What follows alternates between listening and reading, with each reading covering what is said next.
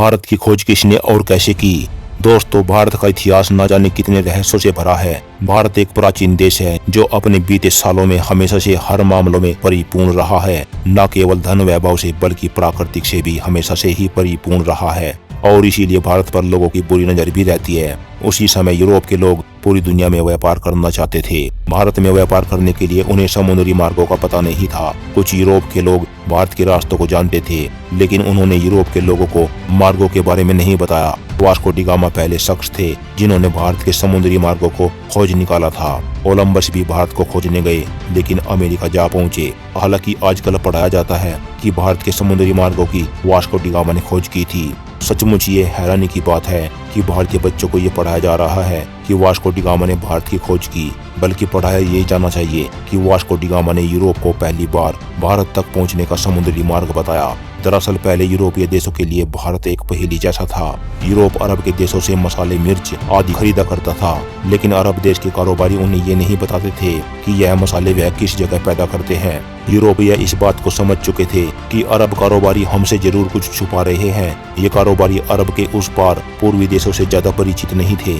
जहाँ तक सवाल भारत का है, तो उसके एक और हिमालय की ऐसी श्रृंखलाएं हैं जिसे पार करना उस दौर में असंभव ही था। भारत के दूसरी ओर तीन ओर से भारत को समुद्र ने घेर रखा था। ऐसे में यूरोप वासियों के लिए भारत तक पहुँचने के लिए तीन रास्ते थे।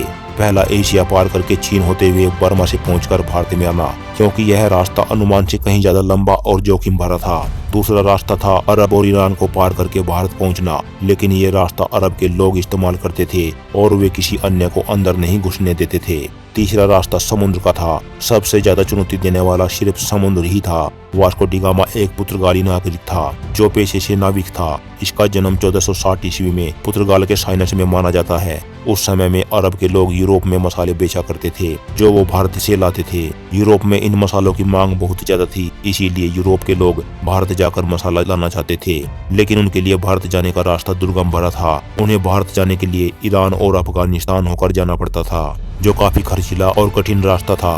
उन्हें ऐसे मार्ग की आवश्यकता थी जो भारत देश में कम समय में ले जाए। ऐसा मार्ग केवल समुद्र के जरिए ही संभव था। वास्को डी गामा ने भारत के उन रास्तों की खोज करने की ठानी और इस ऐतिहासिक सफर पर निकल पड़े। वास्को डी गामा 8 जुलाई 1497 को अपने साथियों के साथ भारत की खोज के लिए रवाना हुए। उनके जहाजी बेड़े में 4170 के करीब आदमियों का दल था। सबसे बड़े जहाज सैन गैब्रियल पर वह खुद था। सबसे पहले वो अफ्रीका के अंतिम छोर कैप एगुआस पहुंचा।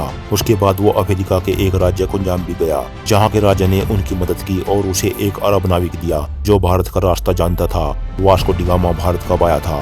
माना जाता है कि वास्को डी गामा अफ्रीका महाद्वीप का चक्कर लगाकर भारत के कालीगढ़ बंदरगाह केरल जा पहुंचा था। 20 मई 1498 की तारीख थी जब वास्को डी गामा भारत के कालीगढ़ बंदरगाह पर पहुंचा। भारत की खोज का यह सफर करीब 10 महीने का रहा। भारत आकर वास्को डी गामा ने स्थानीय राज्य के राजा से व्यापार का समझौता किया। उसने कई प्रकार के मसाले खरीदे। भारत से पुर्तगाल आने के दौरान समुद्री तूफान से उसके जहाजी बेड़े को बहुत नुकसान पहुंचा और उसके दल के कई लोग मारे गए। पुर्तगाल लौटने पर उनका भव्य स्वागत किया गया। अगली बार भारत आने पर उसने कालीगढ़ के राज्य पर आक्रमण कर दिया और कत्ले आम लूटपाट की। वास्को डी गामा ने यूरोप के लुटेरों, शासकों और व्यापारियों के लिए एक रास्ता बना दिया था। इसके बाद भारत पर कब्जा जमाने के लिए यूरोप के कई व्यापारी और राजाओं ने कोशिश की और समय समय पर वे आए और उन्होंने भारत के केरल राज्य के लोगों को धर्म बदलने में महत्वपूर्ण भूमिका निभाई। पुर्तगालियों की वजह से ब्रिटिश लोग भी यहाँ आने लगे।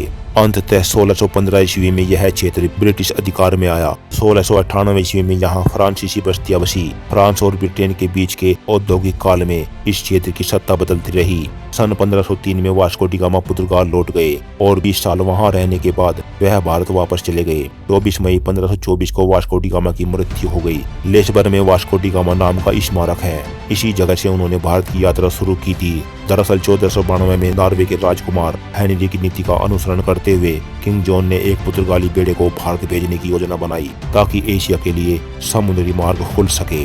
उनकी योजना मुसलमानों को पछाड़ने की थी, जिनका उस समय भारत और अन्य पूर्वी देशों के साथ व्यापार का एकाधिकार था। वास्को डी गामा को इस अभियान के नेतृत्व के लिए चुना गया, लेकिन उनकी मृत्यु के बाद वास्को डी गामा ने उनका स्थान लिया था। ये कहना कि भारत की खोज कब हुई एक बेतुका सवाल है। भारत किसी की खोज का मोहताज नहीं है। इस देश का इतिहास कुछ हजार लाख साल नहीं है, बल्कि करोड़ों अरबों या यूं कहे कि अनंत साल पुराना है। वैसे आप लोगों को क्या लगता है, क्या भारत की खोज का श्रेय एक व्यक्ति को दे देना सही है? अपनी राय हमें कमेंट में जरूर बताएं। वीडियो में यहाँ तक बने रहने के लिए आप सबका धन्यवाद।